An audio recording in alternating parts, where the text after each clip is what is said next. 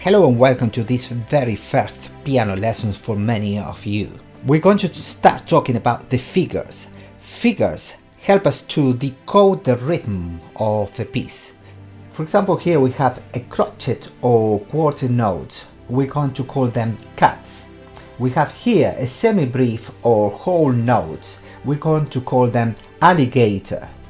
And we have here the minim or half notes, and we're going to call them alley, which is half an alligator. That's what we call it, alley.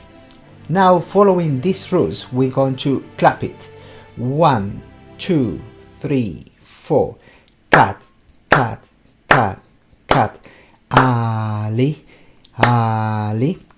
Cut, cut, cut, cut. Alligator. Cut, cut, cut, cut. Alley, alley, cut, cut, cut, cut, alligator. Now that we have the rhythm out of the way, we're going to start looking at the sheet music. We have two sets of lines, the top and the bottom. The top is to tell us what we're going to do with the right hand, and the one on the bottom is what we're going to be doing with the left hand. If we see bubbles on the right hand, it's because we need to play the right hand. If we see bubbles on the left hand, we need to play the left hand. These little rectangles here tell us not to play anything whichever hand. For example, here is not to play anything with the left hand, and here is not to play anything with the right hand. Now let's go and look at the note names. The locations of the head of the figures on the set of lines tell us what the name of a note is going to be. In this case, we only have one note, which is the C, and this happens to be the middle C. This is the middle C for the right hand. Here is a C in cut version, a C in an alley version, and C in an alligator version.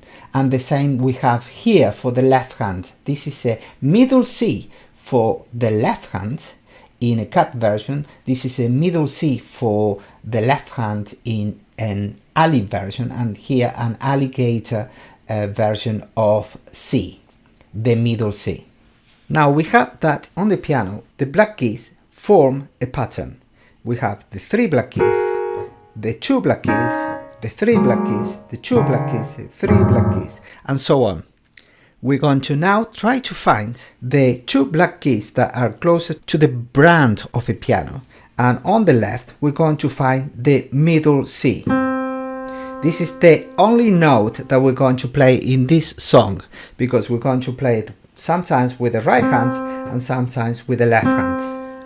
To play this, we're going to play it with this part of a thumb, or with this part of the thumb on the left hand. We're going to play with the thumb, which is called the finger 1.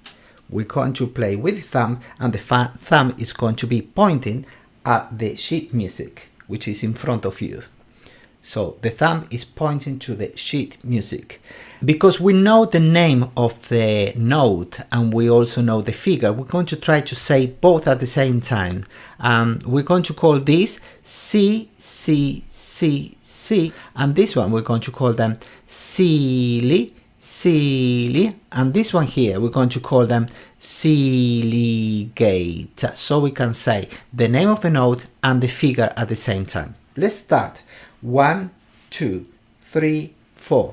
C, C, C, C, silly, silly, C, C, C, C, silligator, C, C, C, C, silly, silly, C, C, C, C, silligator. Notice how I changed hands when I changed the line, because here it indicates that the left hand starts playing and the right hand stops playing.